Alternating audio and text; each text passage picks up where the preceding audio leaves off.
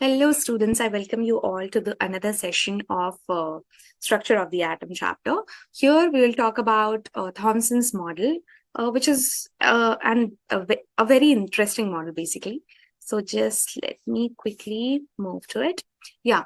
So J.J. Thomson actually proposed the structure of the atom. For the first time, somebody was talking how exactly okay, we got to know about is going to be electron, proton, and neutron, right? We got to know that there is a thing called as atom, right? And in those atoms only, these electron, proton, neutrons are embedded. So how they are arranged in that is something which was talked about by Thomson, okay? So the main postulates of Thomson atomic model would be, first of all, Thomson said that Thomson proposed that an atom consists of an uniformly positively charged sphere. So what do he mean by that? That the whole sphere is positively charged. It has positive charge that is uniformly distributed. Okay, that means it is completely filled with positive charge. Okay, so like a ball of positive charge filling the entire volume of the atom. So this is completely like a ball, and you can imagine it to be positively charged like this, completely. Okay, and embedded electrons, how electrons are embedded? Basically, they are embedded and they are negatively charged, and they're just like raisins in a pudding or seeds in a watermelon. So what do we understand by that? Let me just quickly draw it for you. Okay, so it means that there are electron particles here and there embedded, okay, just like seed in watermelon. So if you can imagine or, recall a seed in the watermelon or maybe a pudding, and on the top of that, there are toppings or raisins, or basically nowadays pizza, right? So pizza, he hasn't taken that example, but you can also like imagine like there is pizza or something. So the positive charge is like uniformly the dough itself containing the positive charge, and the negative charge would be like the toppings or the raisins in a pudding like this, or watermelon seeds. Seeds are like this, no? So these are nothing but electrons, right? So that is what is the concept that was given by J.J. Thomson, and that is how he described the structure of an atom. Now, electrical neutrality. He said that all the positive charge and negative charge within the atom are perfectly balanced. That means, suppose if there is some charge here, positive charge, I'm just giving you an example. So let's say it is 2, right? So for electrons also, it will be -2. And hence, the whole thing, okay, or the whole atom will become neutral or stay neutral all the time. That is what he said, okay? The plum pudding analogy he has given. So again, we have discussed this. So this is actually a traditional English dessert, okay, dessert. So here he discussed about that how electrons are embedded in a positively charged pudding, and that is how electrons are there in an atom, okay. So this is about the postulate.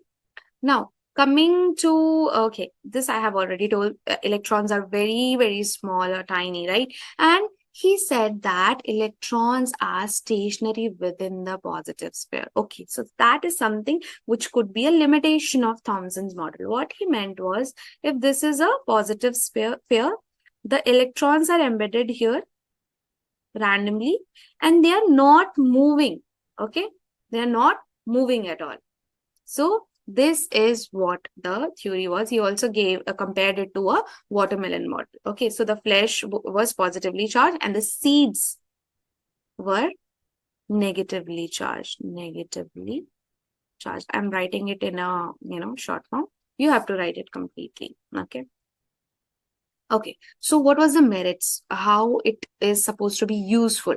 Okay, the Thomson's atomic model. So first structured atomic model, that means he was the first one to came up with the idea of how an internal structure of an atom would look like. Okay, so he moved beyond the concept of indivisible particles. That means earlier we used to talk about that atoms are indivisible, right? We cannot divide it. But there are subparticles which we can talk about: proton, neutron, electron, right? So that is what he went into the subatomic levels and tried describing that.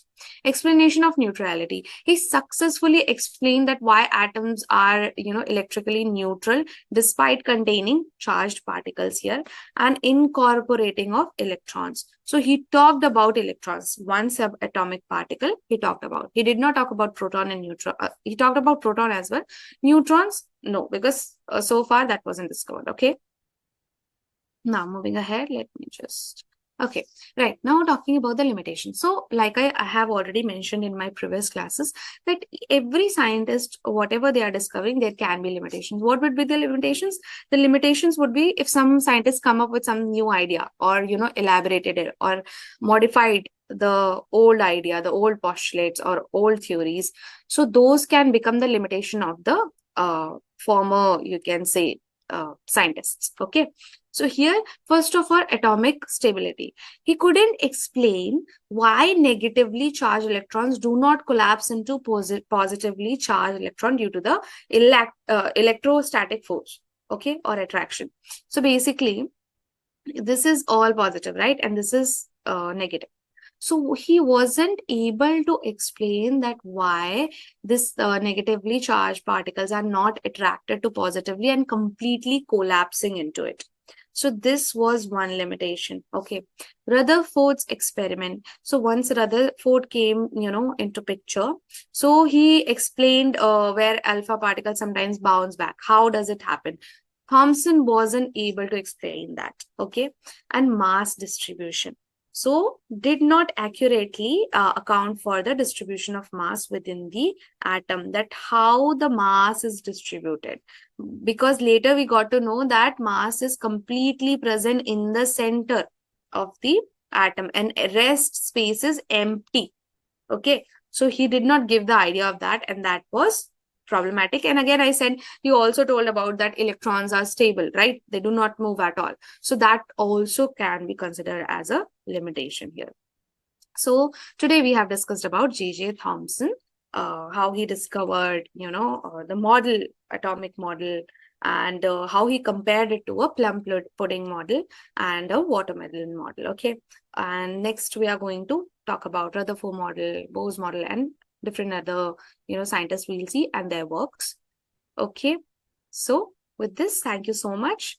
You can contact me on my Urban Pro profile and we can discuss more about, different topics for the similar chapter. Thank you so much for joining. Take care. Bye-bye.